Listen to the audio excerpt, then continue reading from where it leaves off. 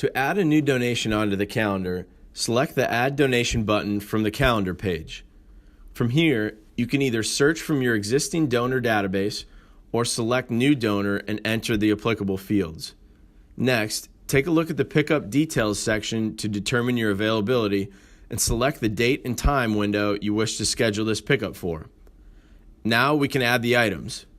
By having an itemized list for entering items, you and your drivers will have a clear picture of the exact items associated with each pickup in an easy-to-read format.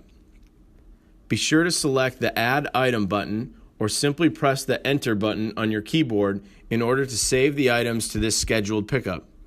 You can update the item quantity to the right and select a truck if applicable. Though not required, you can further add pictures, assign a value to the tax receipt, or add notes to your driver in the optional details section below.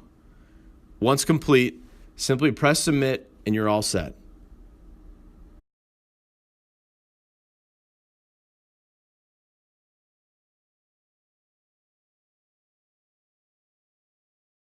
To learn more, please click on the links below in the short description of this video, or visit our YouTube channel for more helpful videos on how to get the most out of your resupply portal.